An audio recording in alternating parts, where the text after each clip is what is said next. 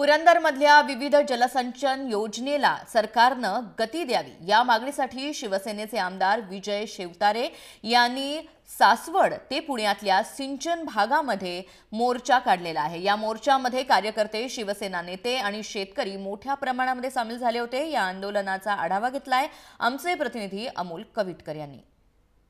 2 वर्षांपूर्वी पुरंदरच्या पाणी प्रश्न संदर्भात आंदोलन केल्यानंतर आता विजय शिवतारे पुन्हा एकदा आक्रमक झालेले आहेत।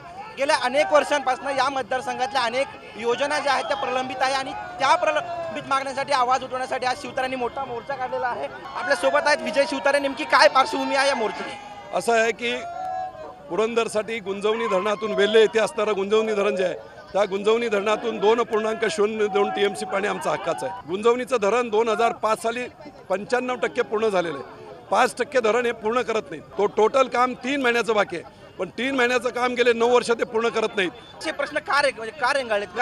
असं आहे की त्यांनी जर धरण पूर्ण केलं तर लोकांना त्यांना पाणी पळवता येणार नाही, म्हणून सत्ताधाऱ्यांनी केलेला कट आहे। बारामतीमधनं आरोप होतो की तुम्ही बारामतीचं पाणी अडवलेलं आहे, अशा प्रकारचा आरोप होतो। काय नेमकं उत्तर आहे?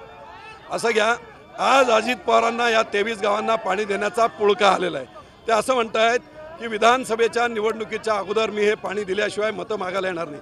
ही काय तुमची पहिली निवडणूक नाही। तुम्ही तुमचे काका 4 वेळा मुख्यमंत्री होते आदरणीय शरद पवार, 2 वेळा कृषी मंत्री होते, 1 वेळा डिफेन्स मिनिस्टर होते। राज्याची अर्धी सत्ता तुमच्याकडे, पालकमंत्री तुम्ही, उपमुख्यमंत्री तुम्ही। एवढं असताना या बारामतीच्या 23 गावांना तुम्ही आतापर्यंत पाणी का देऊ शकला नाही? तुमची नेमकी पुढची भूमिका काय असेल? मागण्या मान्य व्हायलाच हव्या। कुठच्याही मागण्या इम्प्रॅक्टिकल नाही आहेत, वास्तववादी मागण्या आहेत। नक्कीच पुरंदर मतदारसंघातल्या ज्या काही समस्या आहेत, गेल्या अनेक वर्षांपासून पाण्याच्या योजना या आहेत त्या प्रलंबित ठेवल्याचा आरोप शिवतारेंकडून केला जातोय। मोठ्या प्रमाणावर लोक सुद्धा याच्यामध्ये सहभागी झालेले आहेत। विधानसभेच्या पार्श्वभूमीवर आता हे राजकारण जे आहे ते आणखीन पेटण्याची चिन्ह आहेत। व्हिडिओ जर्नलिस्ट धीरज दगेसह अमोल कविटकर, जय महाराष्ट्र, सासवड।